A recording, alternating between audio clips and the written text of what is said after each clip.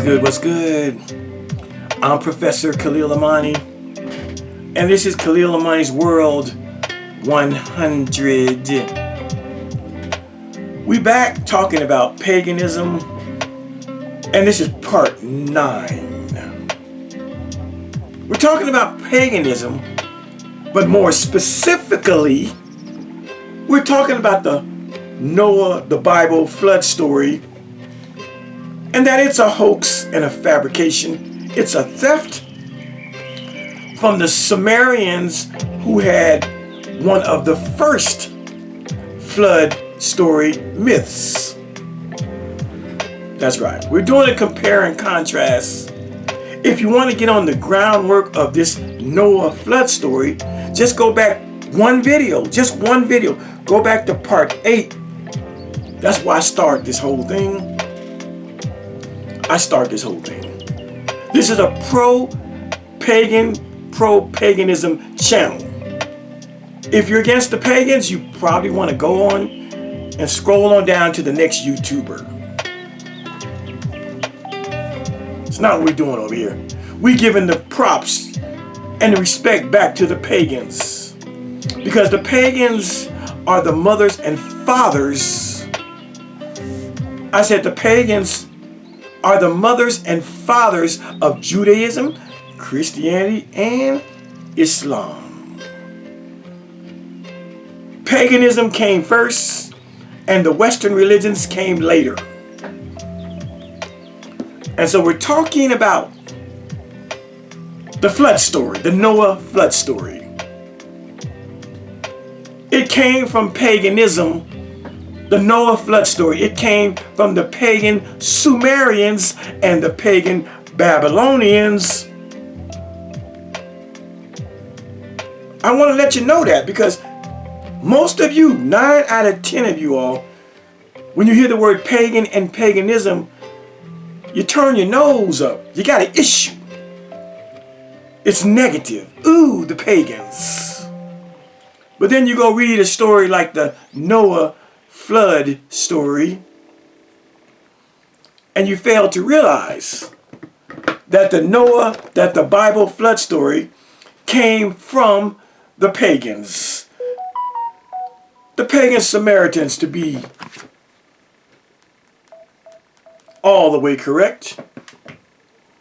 Yes, it did. And so we're going to pick up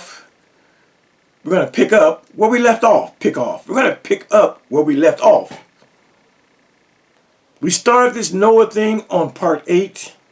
So if you want to go back and catch up, please do. In part 8, we discovered, by compare and contrast, the two flood stories, the one from the Bible and the one from the Sumerians. And what we discovered is that the Bible's flood story is a later rendition, a later copy, a later borrowing, a later pilfering, a later filching, and a later theft, and a later 5-finger discount. We're going to take it. The Bible version of the flood is a straight up copy. It's a plagiarism of an earlier flood story known as the Epic of Gilgamesh. And as I said in part 8, even the Epic of Gilgamesh is not the oldest flood story. There are at least 2 flood stories that are older than the Sumerian Epic of Gilgamesh. But we start with the Epic of Gilgamesh because it is the most popular of the flood story myths. Got it? It is the biggest and most popular of the flood story myths. The Epic of Gilgamesh. The Epic of Gilgamesh. It is a Sumero-Babylonian, a Sumerian piece of poetry that talks about a flood that kills all humanity. Now in part 8, we talked about the similarities and the differences. And I said in part 8, Whenever one nation decides to borrow information from another nation, they're not going to borrow it in its every detail because they want to make it their own. The nation that borrows the information, they want to have some type of autonomy, some type of, it's ours, it belongs to us. So they take elements and parts of other nations' stories and they make it theirs. They embellish it, they build upon it. But to the discerning eye can tell this came from this. Oh, they took that from there. And so it is with the Bible. It uses a lot of the same symbols that the Epic of Gilgamesh used. What we also found out in part 8 is that the Epic of Gilgamesh came first and the Bible came later. We found out that the Epic of Gilgamesh, according to scholars, was written about 2100 BCE. And we found out that the Bible, the book of Genesis, where we have the flood story, it was written about 586 BCE during the Babylonian captivity of the Jews. And so between 2100 BCE and 586 BCE, we're talking about a 1500 year span, time lapse, in which the Jews, the Hebrews, the Israelites had plenty of time to hear the stories of the flood and to make it theirs. Let us not forget also something I didn't mention in the first part, is that the Epic of Gilgamesh is Sumerian. And what Bible personage came from Sumeria? What Bible person came from Sumeria and started a whole nother nation? You guessed it, Abraham. What a coincidence that Abraham, who was from Ur of the Chaldees, aka he was from Sumeria, becomes the progenitor and the eponymous ancestor of the Jews, of the Hebrews, of the Israelites. What a coincidence that it is a pagan Abraham who is from Sumer, where he would have known about the Epic of Gilgamesh. He would have known about the great flood stories in the Sumerian culture. Yes, he would have. Abraham is said to have been born somewhere around, I think, 1900 BCE. Well, the Epic of Gilgamesh was around at 2100 BCE, about 200-300 years before Abraham is born. So by the time Abraham, the pagan, comes on the scene, grows up and matures to manhood, he's already a pagan worshiper. He's already a worshiper of the goddess Inanna. He already understands the different backgrounds of the gods, the pantheon of the gods. Abraham is thoroughly familiar with Ea, aka Enki. Abraham is thoroughly familiar with Enlil and Ishtar and Anu and Ninurta and Inugi, the gods of Sumeria. He's already familiarized. When he leaves Sumer, when he leaves Ur of the Chaldees, he's fully pagan. He's fully a goddess worshiper. He's fully a polytheistic minded person. Polytheism meaning many gods. These are facts that the Bible don't want to talk about. But the Bible is silly enough to tell us where Abraham came from. The Bible simply counts on your ignorance and not wanting to explore the place called Ur of the Chaldees.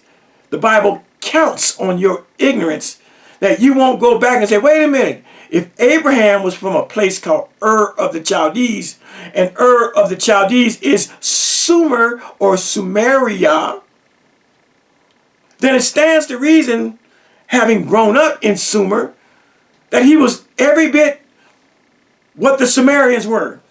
Pagans, goddess worshippers, polytheistic worshippers, and all that.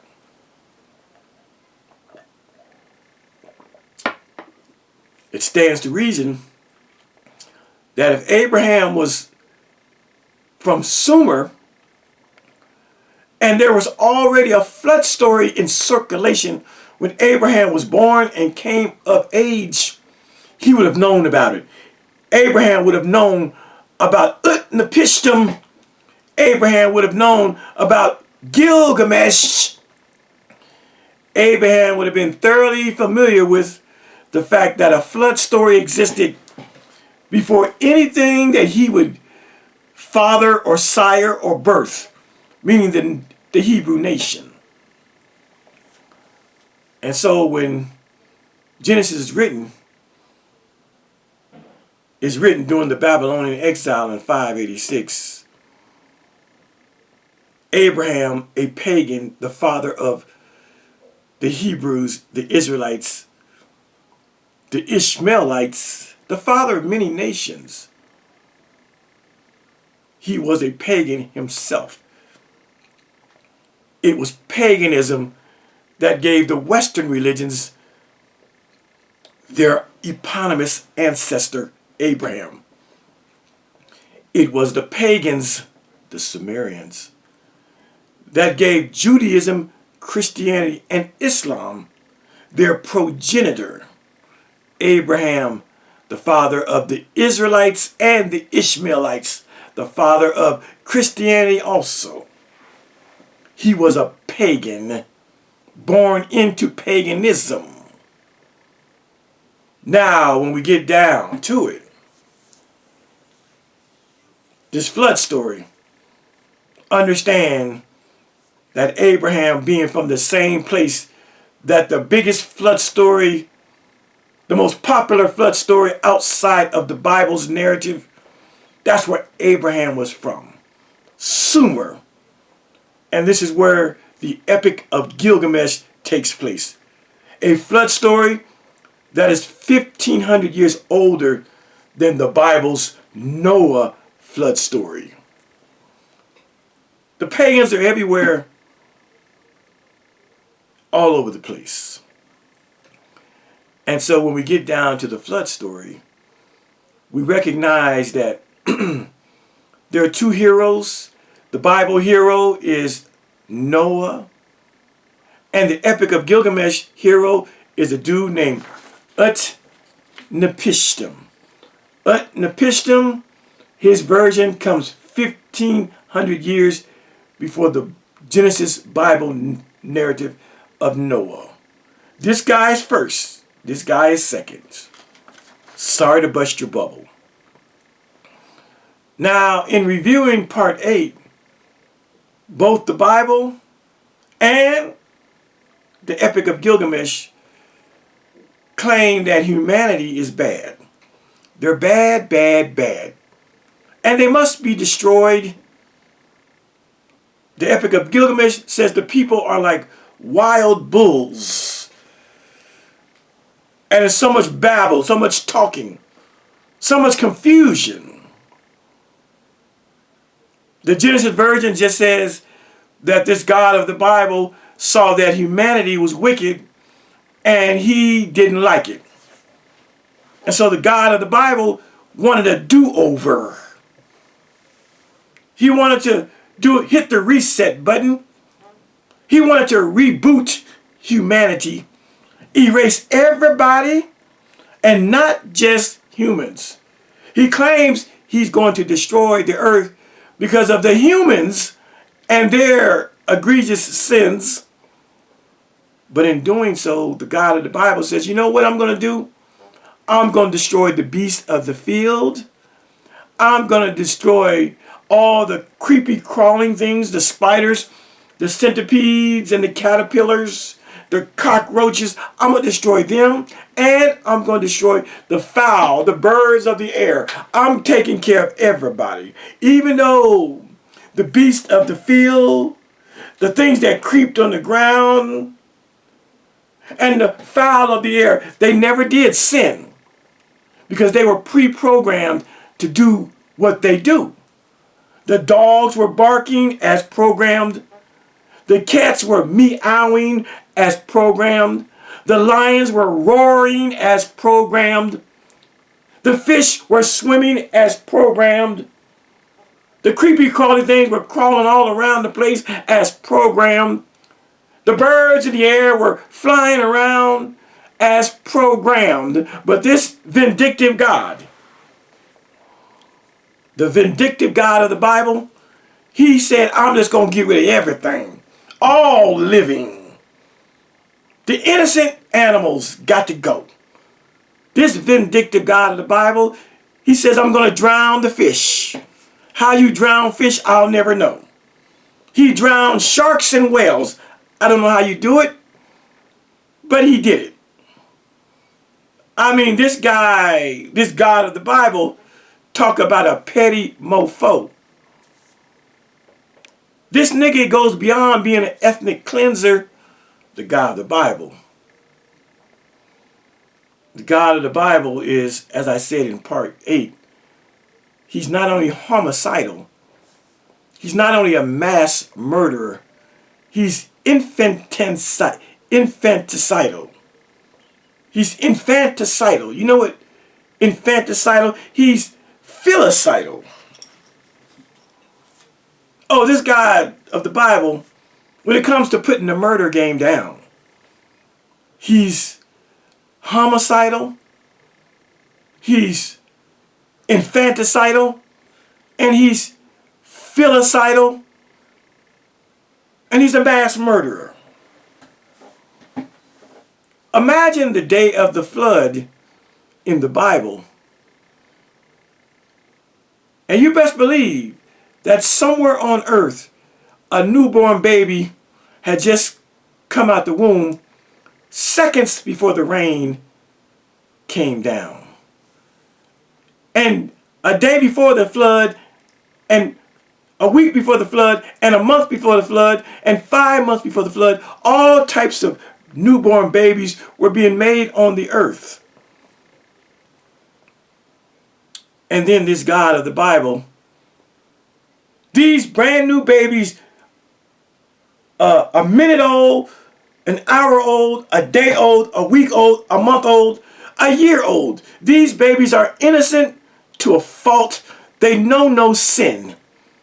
Yet, this God of the Bible wipes the whole planet out except Noah and his family. Imagine the day of the flood, and when the flood got 5 feet and 6 feet and 7 feet. Imagine those babies being swallowed up and drowned for nothingness. I said the God of the Bible is filicidal. To be filicidal, a filicidal person is a parent who murders a child. We are the children of God. They were the children of Israel. But this God, as the Father, he murders his children by way of flood. That's called being filicidal. Parents who kill children are filicidal. And then adults who kill children is called infanticidal. And so God was filicidal and he was infanticidal when he murdered hundreds of thousands and millions of babies and children that knew no sin. Put that on the record. Now in the Epic of Gilgamesh, these gods, there were 6 of them, and 5 of them, they were fucked up too. And they claimed that it was too noisy too many humans. The Epic of Gilgamesh said they were like wild bulls. You let a wild bull out, it's going to run around and take its horns, and it's going to try to kill anything it sees. You've seen rodeos. You know how a wild bull acts. And so they had a council in the Epic of Gilgamesh. There's 6 gods. In the Bible, there's one God. One God that talks to Noah and says, I'm tired of humanity, but I'm going to save one person because Noah is said to be perfect. We're going to save Noah, and we're going to hit the reboot button. We're going to have a do-over. We're going to have a reset, and we're going to start this whole humanity project over, starting with Noah and his family. In the Epic of Gilgamesh, again, 6 gods sit down at a council and decide that humanity is too clamorous, too loud, too raging like wild bulls, and it's time to get them up out of here. But of the 6 gods, one of the gods he disagreed with the murder and the drowning of humanity. But he was outvoted. Even though the one God who didn't want to drown the people, he was the top dog. His name was Ea, aka Enki. Enki wanted to save the people, and the other 5 gods, Enlil, Ishtar, Anu, Ninurta, and Inugi, they wanted to see all humanity erased from the planet. And so the top god, Ea, was basically outvoted. He didn't like the fact that these 5 gods were going to destroy humanity through a flood. Just like the Bible, a flood. We showed that in part 8. We showed that in part 8. But the one God, Ea, who didn't want to go along with killing humanity through a flood, he comes to a man named Utnapishtim in a dream. I said the God Ea, he comes to this man Utnapishtim in a dream. And he tells Utnapishtim of the evil machinations, the plot of the 5 other gods to destroy humanity by a great flood. It's a little different than the Bible narrative. The Bible narrative, the Bible God, he wants everybody gone. Humans, beasts, creepy crawly things, and fowl of the air and beasts. He wants everybody gone. But in the Epic of Gilgamesh, there is a God who has mercy on humanity. There's a God who doesn't want the murder and destruction and depopulation of the world by way of a flood. Ea, a little different. 5 gods are just like the God in the Bible.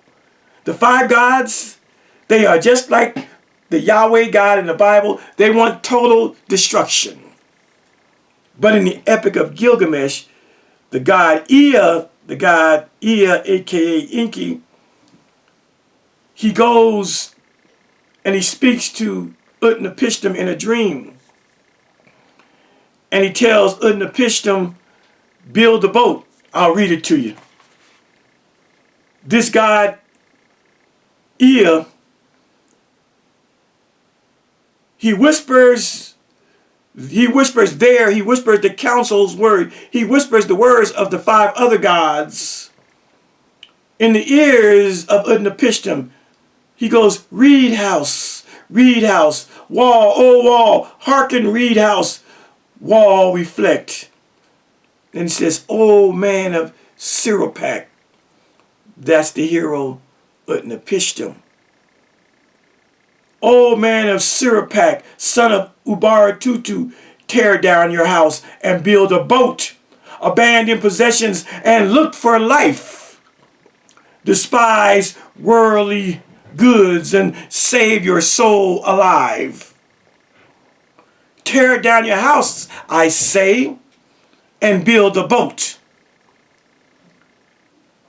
Okay, so you see that the Epic of Gilgamesh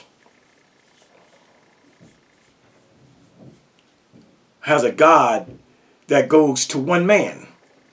The Bible God goes to one man. The Bible God wants to destroy everybody except one man. So the Bible God goes to Noah, and the Epic of Gilgamesh God, the one of the six gods, he goes to Utnapishtim.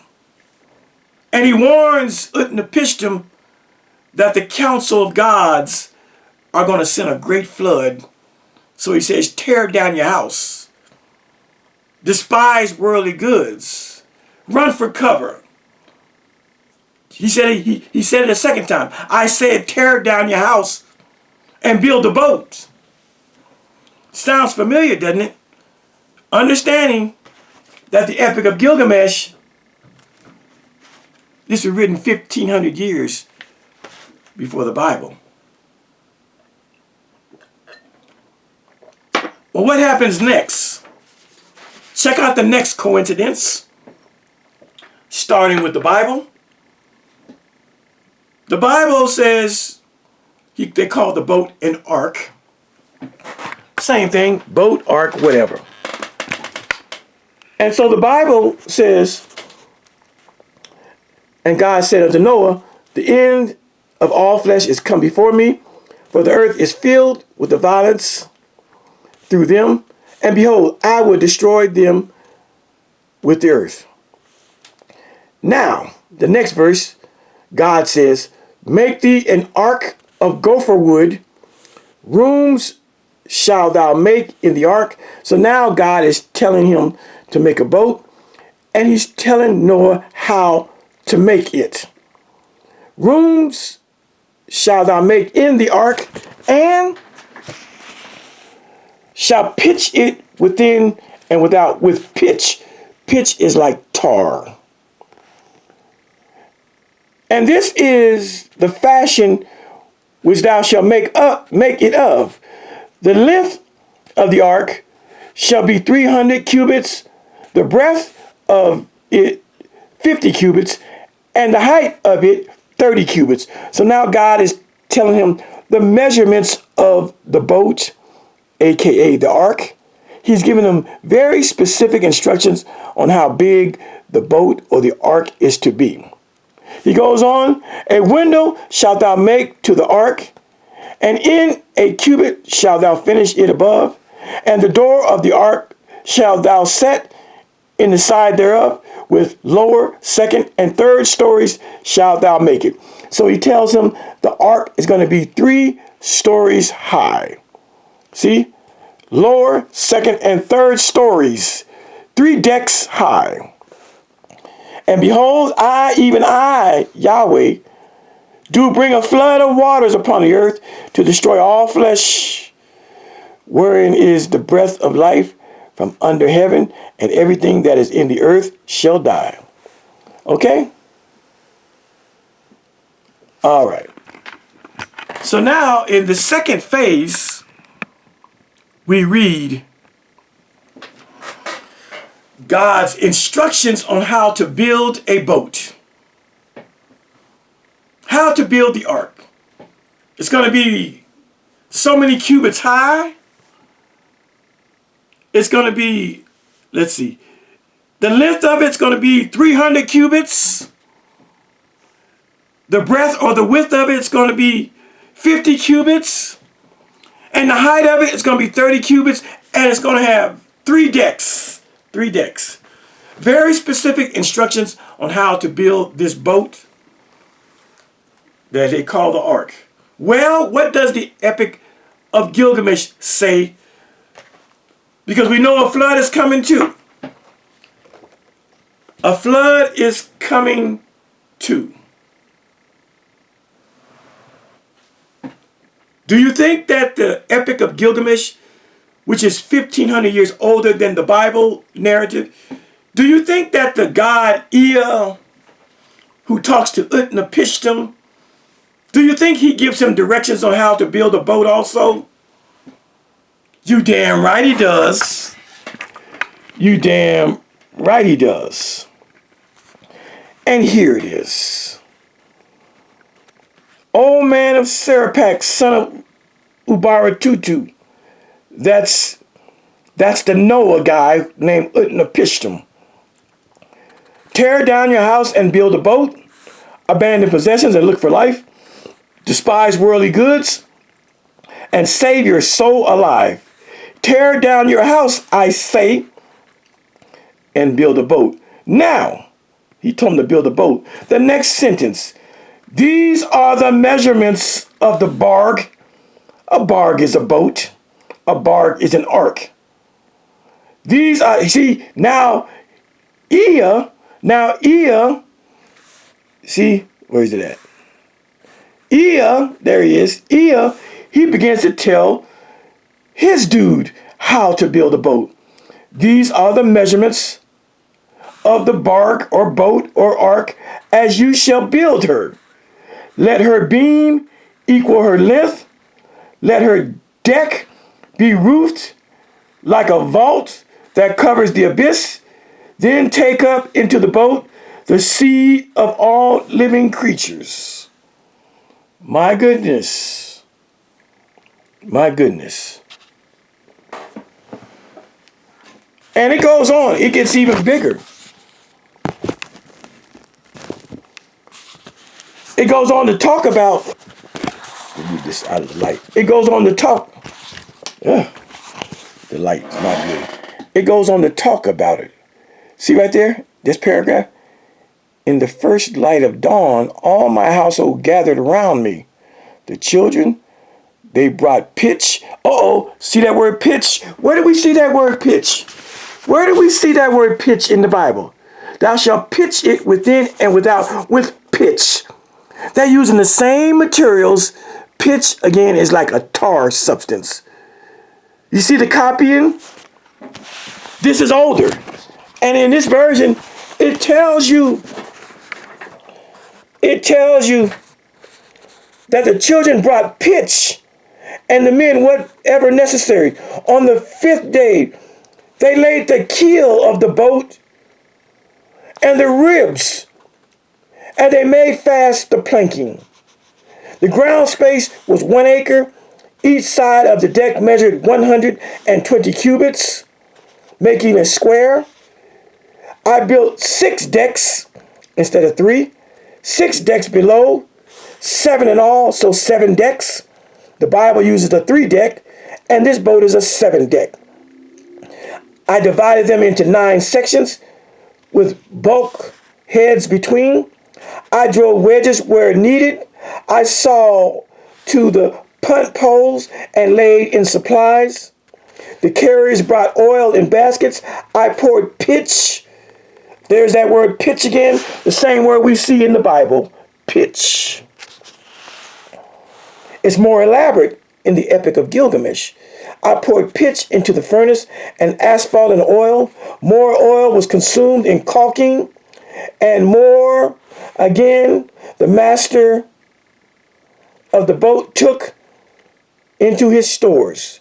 I slaughtered bullocks for the people, and every day I killed sheep. I gave the shipwrights wine to drink as though it were river water, raw wine and red wine and oil and white wine. There was feasting then as there is at the time of the New Year's festival. I myself anointed my head. On the 7th day, the boat was complete. Then was the launching full of difficulty. There was shifting of the ballast above and below till 2/3 was submerged. I loaded into her all that I had of gold and of living things, my family, my kin, the beasts of the field, both wild and tamed, and all craftsmen. I sent them, turn over, I sent them board for the time that Shamash, another god, had ordained, was already fulfilled, when he said, in the evening, when the rider of the storm sends down the destroying rain, enter the boat and batten her down. The time was fulfilled. The evening came, and the rider of the storm sent down the rain. See? Okay. Some of you have never seen that. I want to read a little bit of it so you can see. Is it different than the Bible narrative? Of course. As a matter of fact, the Epic of Gilgamesh is more defined, more inclusive. It's far more, what's the word? I can't think of the word. More is happening. They build the narrative of the Epic of Gilgamesh is more detailed. That's the word. The Epic of Gilgamesh is more detailed. And as we see, it wasn't just Utnapishtim. It wasn't just Utnapishtim. He built the boat. He was given the instructions on how to build the boat, just like the Yahweh God gave Noah the instructions. But in the Yahweh God of the Bible, it's only Noah and his children and wives that go in to the boat. In here, Utnapishtim, he allows the ship builders, all the men that worked on the ship. See, in the Noah narrative, it's just Noah building this big ass boat that has 3 floors, 3 decks. But in the Epic of Gilgamesh, it's not just Utnapishtim, it's not just one man building a boat, it's a whole crew. You got a whole crew, 50, 75, 100, 150, 200 people helping him build this boat. And this boat is bigger than the ark. It's got 7 stories, 7 decks. The ark has 3 decks. This boat is so big that this man Utnapishtim could not do it himself. He needed help.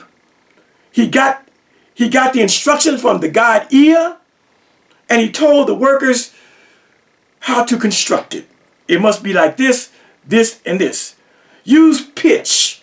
The Bible says that Noah used pitch or tar to cover up the seams between the boards so that no water could leak through.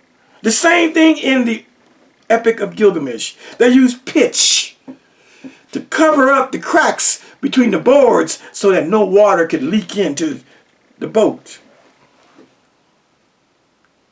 But the god Ea was a true Messiah. The god Ea was a true friend of humanity. Again, there was a council of 6 where 5 of the 6 gods said, let's destroy all of humanity in the Epic of Gilgamesh. But one of the 6 gods, Ea, did not go along with them. And so he was on an altruistic, a philanthropic, he was on a life-saving, he was on a mission of salvation to save whoever he could save. He knew he couldn't save all humans.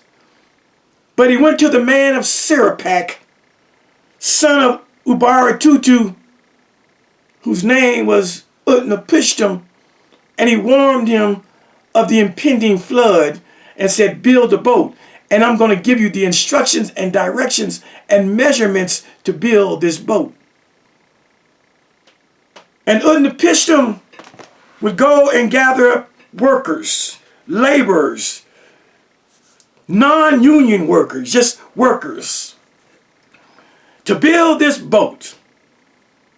And while the men were working on the boat, while they were working on the boat,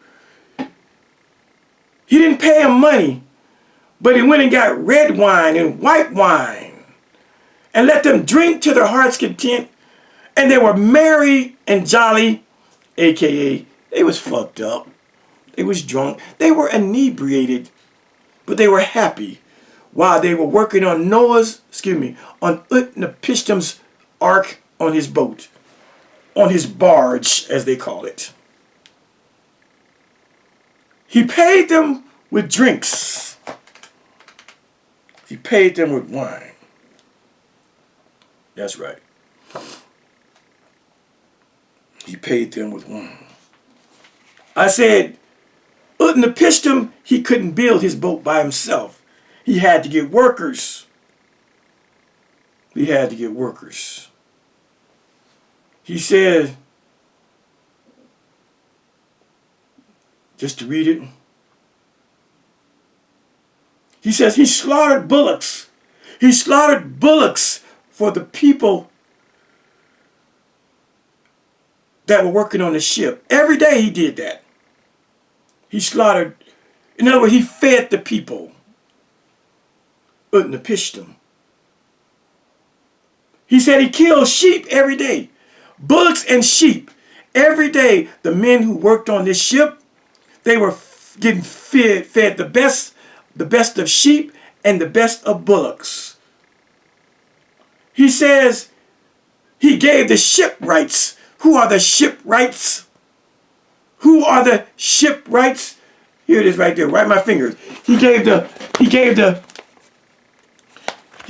shipwrights. See? He gave the shipwrights. What did he give the shipwrights? He gave the shipwrights wine to drink. He gave the shipwrights wine to drink. See? He gave the shipwrights wine to drink. He gave them sheep to eat, bullocks to eat. He gave the shipwrights were the workers, if you didn't know. The shipwrights were the boat builders.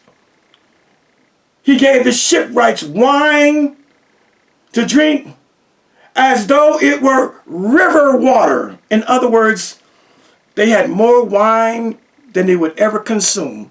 You can't drink a river dry. He gave them so much wine. Have at it. Drink wine.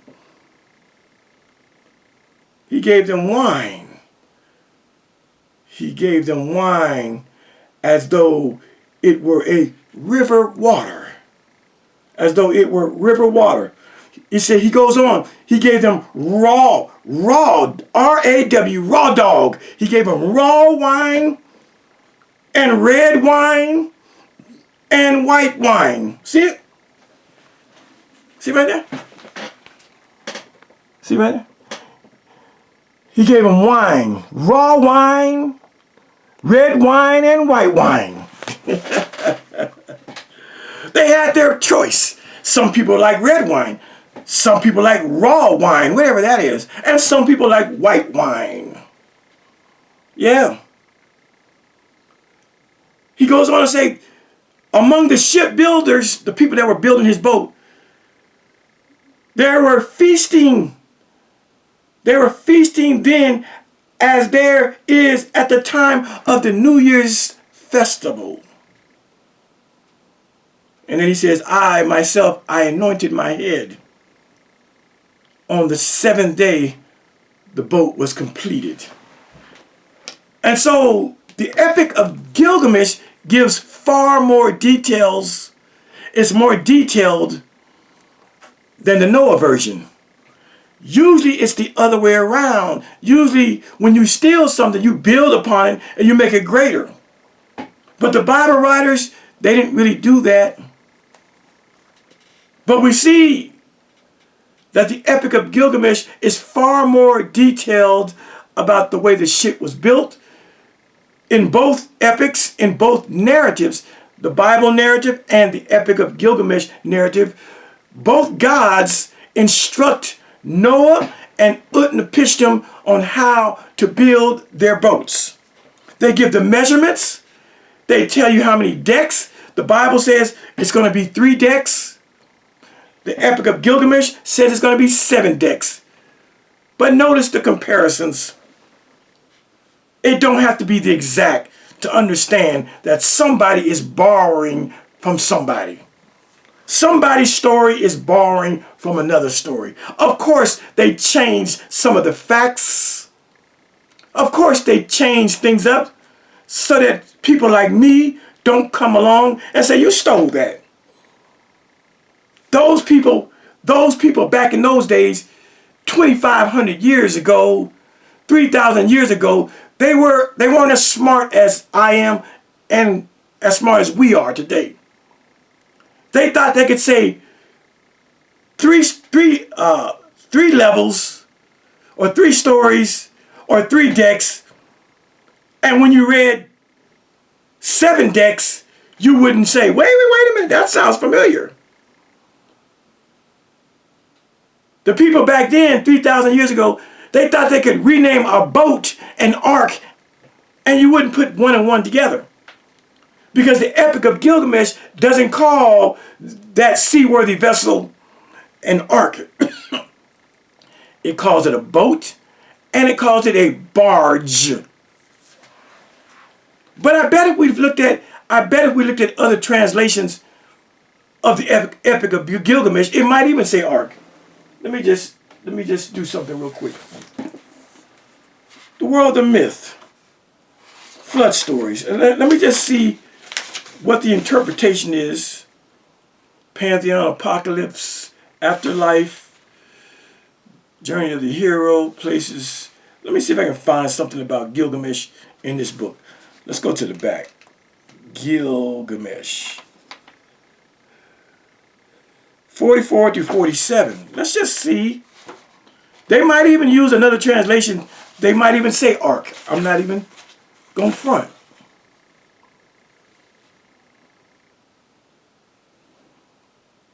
Let's see. Okay, so here it is. I got it in here. Okay, so in here I see boat and barge. I don't actually see the word ark, but I'm just doing a quick look.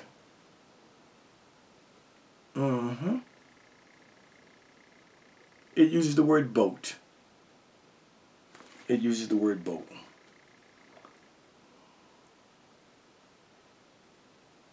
It uses the word boat. Okay, but there it is, the flood story. In this book here too, there's the flood story. Utnapishtim. There he is again. So they make subtle differences. The Bible calls it an ark. The Epic of Gilgamesh calls it a boat. The Epic of Gilgamesh also calls it a barque. B-A-R-Q-U-E. Let's look that word up. Barque. Nope, that's bark. That's not. Let me just spell it. B-A-R-Q-U-E. I might be even saying it wrong. Barque. I said it right. Barque.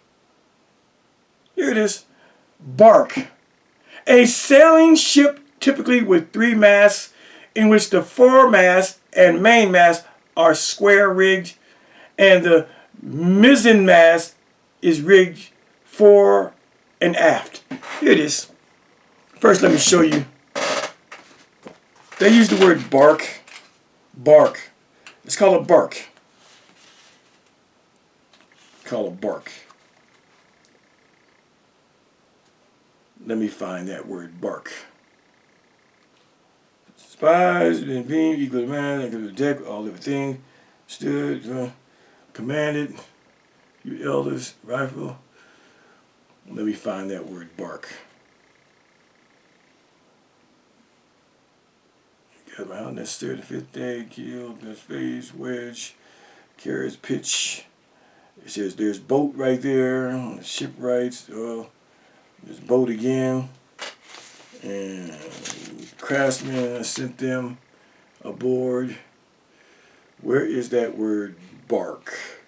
Barque, barque, barque, barque. Enlil heard a clamor, and he said to the gods and council, the uproar of mankind is intolerable, and sleep is no longer possible. Read out, old man Sirpak tear down your house and build a boat. Abandon possessions, look for life. Despise worldly goods. Tear down your house and build a boat. These are the measurements, or beam, da da da. Abyss, there's boat, taking the boat of all living colors.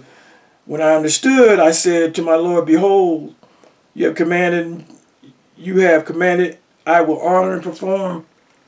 How will I answer the people, elders, mouse and servant, tell them ill raffle that rain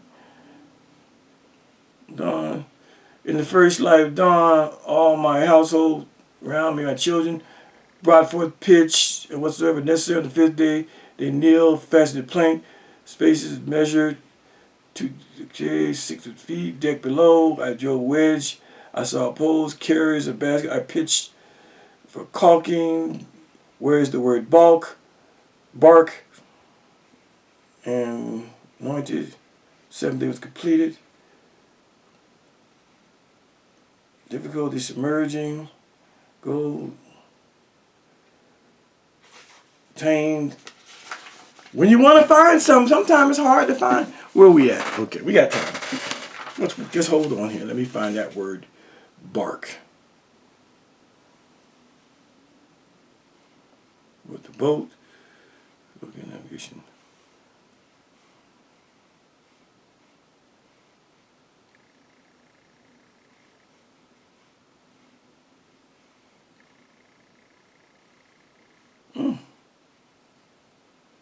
Well, I can't find it. I know I read it earlier. Barque.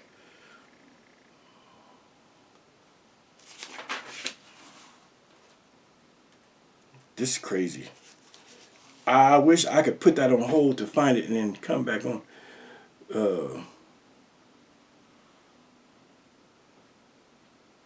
That's crazy. Oh, there it is. I read right past it. Tear down your house, I say, and build a boat. These are the measurements of the bark. Okay, all right. Golly, sorry about that, people. But when I be trying to find, I just can't let it up. So right here, the Bible says ark, and in the Epic of Gilgamesh, it calls it a boat. So it says right here, look for life, tear down your house, I say, and build a boat. It calls it a boat right here. These are the measurements of the bark. See, bark, B-A-R-Q-U-E. It's bark. Let me let you hear it. Bark. Bark. Bark. And what is a bark? A sailing ship, typically with 3 masts, in which the foremast and the main mast are square rigged, blah, blah, blah, blah. But the point is, a bark is a sailing ship. So the Epic of Gilgamesh uses the word bark. It does sound like ark, doesn't it? Bark, ark.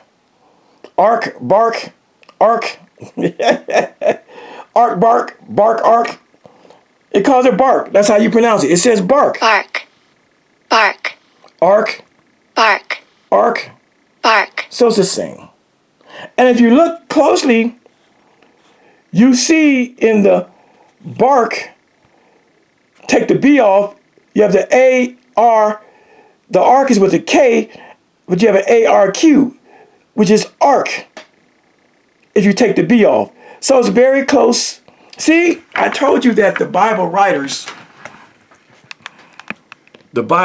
were trying to be slick willies. They were trying to be slick willies. Even the word bark versus ark can raise one eyebrow like the Rock. I wish I could do that. How you raise one eyebrow? I can't do it. But the Bible writers, they were trying to be slick willies. They knew that the Epic of Gilgamesh used the word bark, B-A-R-Q-U-E, and a bark is a boat. So they being slick. They don't want to use boat. The Bible writers trying to be slick willies in their borrowing and pilfering and filching from the Epic of Gilgamesh story. They don't call it a bark. They call it an ark. Do you see that? That's some revelation shit. Even though in the word bark, you can hear the word ark. The A and the R is there. Take the Q out and put a K and you got ark. This is the slick Willie shit that those people that would write this same story 1,500 years later. This is some of the slick shit they do. We want to disguise the fact that we are stealing and plagiarizing and filching this story. We want to try as best we can to give it a new look so that people won't say that we're stealing from the Sumerians. We're going to call our boat an ark. We're going to take that word bark and we're going to flip it. And we're going to shorten it from bark to ark.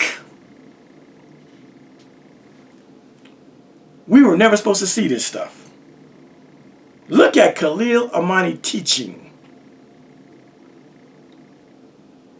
And believe it or not, I just taught myself something just now. I read that a couple times. A couple, 8, 10 times. And as I'm teaching it to you, I'm learning. As I teach it to you, I'm learning. Even I had not made the leap and the jump between the word bark and ark until just now. Just now. As I'm doing it right now, I just learned. That's the beauty of learning from the cradle to the grave. 65 years old, I just taught myself something just now within the story. I've known the story for 35, 40 years. But just today on this, what is this, January the 3rd, I taught myself something. Oh! The Epic of Gilgamesh uses the word bark for boat. The Bible uses the word ark for boat. Oh, they sound similar. Wait a minute. I can see the word ark in the word bark. Wait a minute. These slick goddamn Levite writers, they were banking on shit like this. That a man like Khalil Amani 3,000 years later wouldn't put the two together and realize that the ark is just a slang of the bark. The ark is just a tricky way of saying bark. Goddamn. Are we learning something or are we learning something? So what we've learned so far is that the God of the Bible saves Noah. The God of the Epic of Gilgamesh, Ea, he saves Utnapishtim. The God of the Bible tells Noah how to build the boat, tells him the measurements, and tells him to use pitch to seal up the holes. The God of Utnapishtim tells him the measurements of the boat, tells him also to use pitch. The God of the Bible said make 3 decks, 3 levels, 3 decks. The God of Utnapishtim and the Epic of Gilgamesh says make it 7 decks. The God of the Bible calls the boat an ark. The God of Epic of Gilgamesh calls it a bark. Ark and bark. Is it a coincidence that those two names sound very close together? Is it a coincidence that you can see the word ark in the word bark? It's not.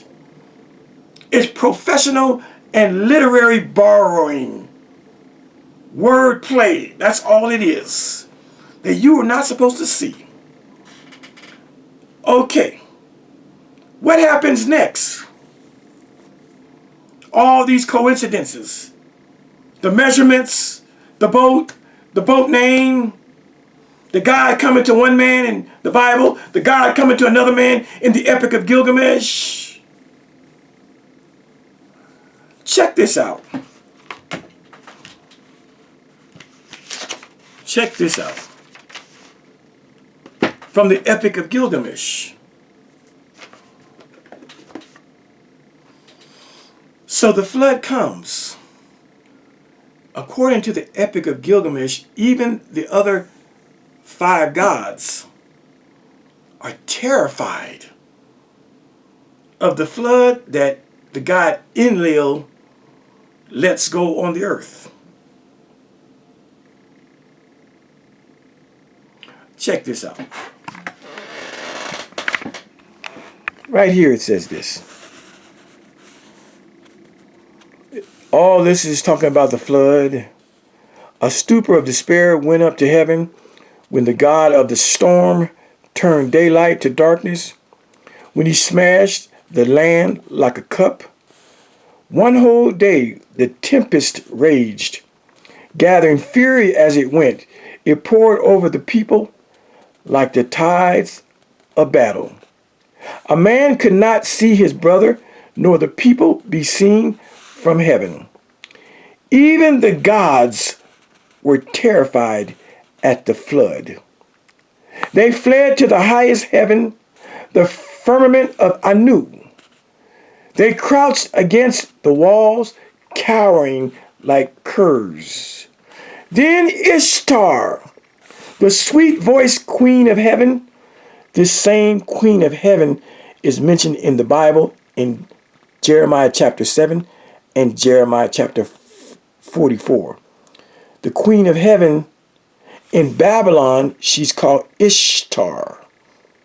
In Sumer, she's called Inanna. The queen of heaven in Egypt is called Isis. The queen of heaven in Canaan was called Asherah. But even the sweet-voiced queen of heaven cried out like a woman in travail. Now, I want to stop here. See, you got to really know Bible to catch this. Notice I underlined, cried out like a woman in travail. You got to really know Bible to catch this bit of borrowing. Again, like a woman in travail. What does it mean? What does it mean to travail? First of all, travail. Travail. Painful or laborious effort. See? Say the word. Travail. Travail. See, painful or laborious or labor. A woman in travail is a woman in labor. Let's see if we can find that.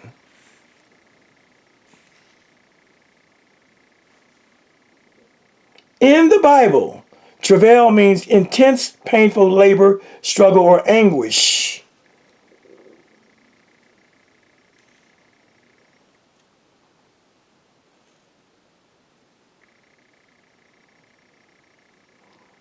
Let's do this.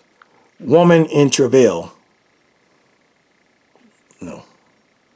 The woman in travail could be Milady de Winter, a key character in The Three Musketeers, or Constance Bonacieux, seen. A woman in travail describes intense, painful struggle, often metaphorically in the Bible, for immense suffering, distress, or period of intense spiritual effort leading to a new beginning. Like the anguish of childbirthing giving way to the joy of birth. There you go, the childbirthing. And so, in the Epic of Gilgamesh, it uses the phrase, like a woman in travail. Let me show you where this is in the Bible. We go to the book of Isaiah. Only those of us who know Bible would have caught that. Isaiah, the 42nd chapter, verse 14. Isaiah, this is Isaiah, the 42nd chapter, verse 14. It says, I have long time holding my peace and I have been still and refrained myself. Now I will cry like a travailing woman. See that? This is where the Bible gets it. Like a woman in travail. The Queen of Heaven cried.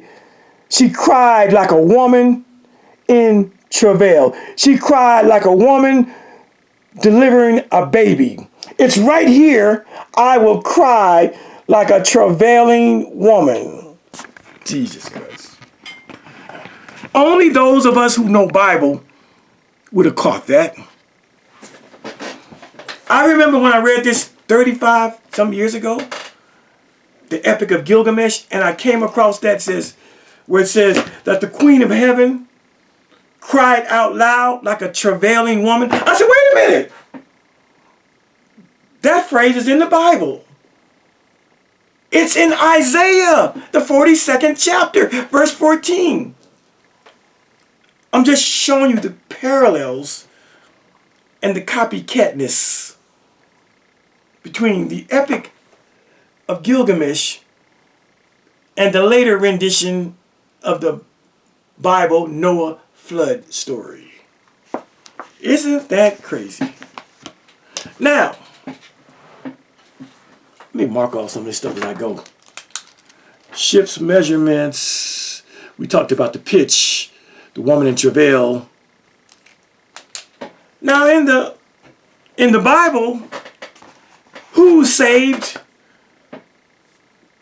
Who's saved? Genesis, going back to Genesis 7:7. Let's get through some of this real quick before it gets time. Genesis 7:7. It tells you who the Yahweh God saved. Right here. And Noah went in, and his sons, and his wife, and his sons' wives with him, into the ark, because of the waters of the flood. See?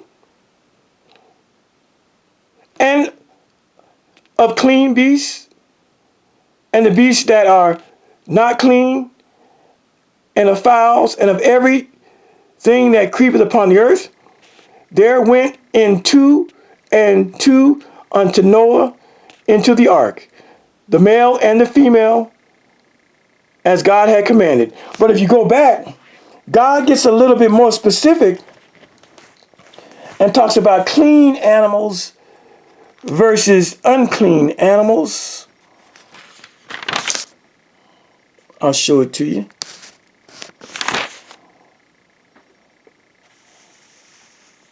Okay, let me find it.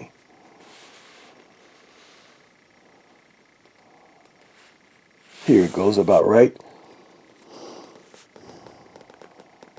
Here it is. And every living thing of all flesh, two of every sort shalt thou bring into the ark to keep them alive with thee. They shall be male and female. Of the fowls after their kind, of the cattle after their kind, of every creeping thing of the earth after his kind, two of every sort shall come unto thee to keep them alive. And take thou unto thee of all food eaten. Okay, that's not it. We gotta find it. Where it talks about the 7 and the 2.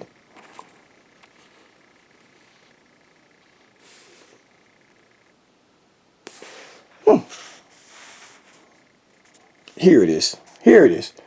And the Lord said unto Noah, come thou and all thy house into the ark, for thee have I seen righteous before me in this generation. Of every clean beast thou shalt take to thee by sevens, the male and his female, and of the beasts that are not clean by two, the male and the female. Of fowls also of the air by sevens, the male and the female, to keep seed alive upon the face of the earth. And yet 7 days shall I cause it to rain. Okay? So we know now that God commands Noah to bring of the beasts of the animals, goats and sheep, shit like that, cows, those are clean beasts. You shall take them by seven pairs. And when you get to the beasts that are not clean, like pigs, swine, you shall take them by two. Okay? I wanted to show you that. Because most of the time, when we talk about Noah and the flood story, most narratives say, oh yeah, we take them by two by two, male and female. But the God of the Bible is more specific. He says, take them by seven of the so-called clean animals. I don't know what they are, all of them. And the dirty animals, or the unclean animals, take only 2 pair of them. Well, what does the Epic of Gilgamesh say?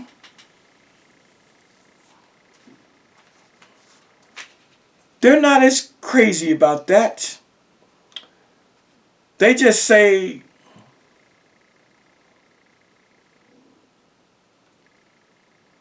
let's see, all living creatures, 108.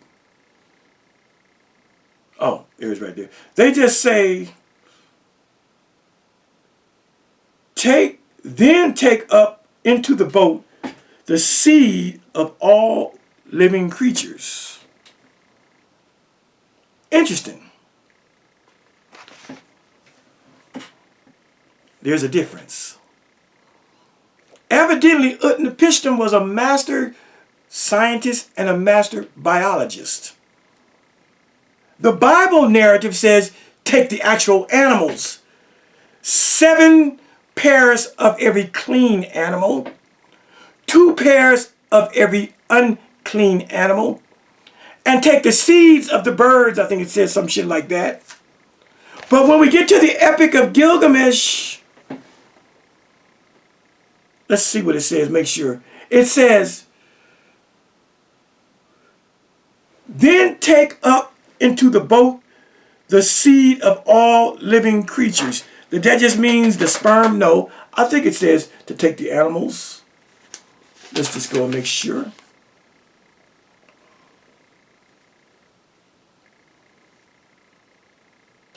Let's just make sure. Yes, it says the animals. It says the animals. It says the animals.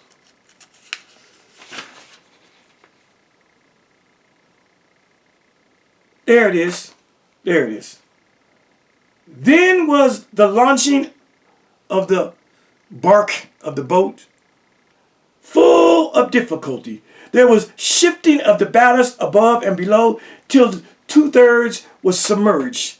I loaded into her the boat all that I had of gold and of living things. So yeah, my family, my kin, my relatives, the beasts of the field, both wild and tamed, and all the craftsmen, all the niggas that built the boat for me. I sent them on board. Now let's look at this. We got a few minutes. Got about 7 minutes. You see,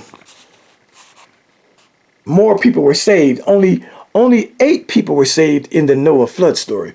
But in the story of Utnapishtim in the Epic of Gilgamesh, he says, I loaded into her, the boat, the ark, the bark, all that I had of gold and of living things, my family, my kin, meaning my relatives. A lot of people were saved. The beasts of the field, the cows. It says both wild and tamed. When it says wild and tamed, that is the equivalent of clean versus unclean. The Bible says take 7 pairs of clean and 2 pair of unclean. The same could be said for the both wild and tame. That's the analogy. And all the craftsmen, see, all the people, 50, 75, 100, 200 people men who worked to build the boat. They were saved too. I sent them on board. Got it? All right. We're going to wrap this part up. But I'm just sharing with you this great story called the Epic of Gilgamesh that was written 1,500 years before the Bible wrote about the Noah flood story. Some of the events are different, of course. That's to be expected. See, anthropologists and people that study people and cultures, they would call this multicultural borrowing. It's a very nice phrase. It's a euphemistic phrase. Multicultural evolution and multicultural borrowing. It's nice words that the professional people use. Instead of saying stealing, instead of saying pilfering, instead of saying filching, instead of saying plagiarizing. That's what the professionals would say. The professionals of anthropology and archaeology. They would call these stories multicultural borrowing, multicultural evolution. They would also call it cross-cultural borrowing, cross-cultural evolution. In other words, it is the borrowing from societies. That's why these stories are very similar, yet they have their own identities. The Noah story, only 8 people are saved in the entire earth. In the Epic of Gilgamesh, hundreds of people are saved.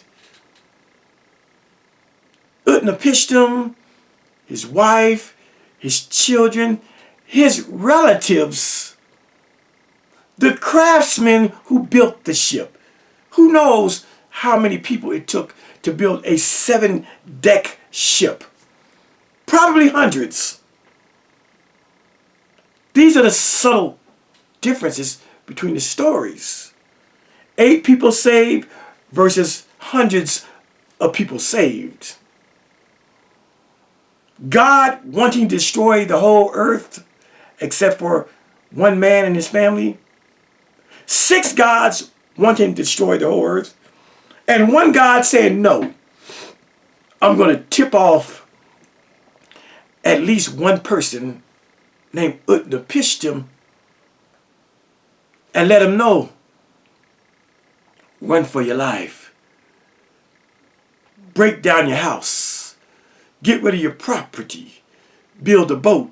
I'm going to tell you how to build it. It's going to be 7 decks tall. You're going to take on the seed of all men.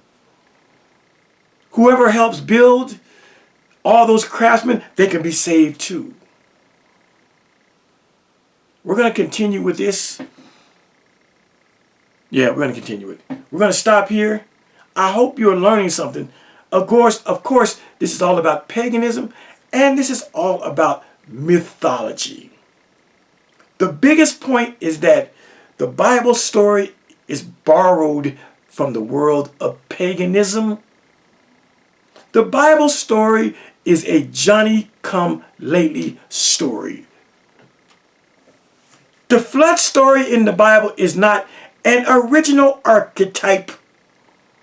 It has a mother and a father, and the Epic of Gilgamesh is that mother and that father of the Bible's Noah flood story. With that, come back. This is part 9. Come back for part 10. We'll see you soon. Peace.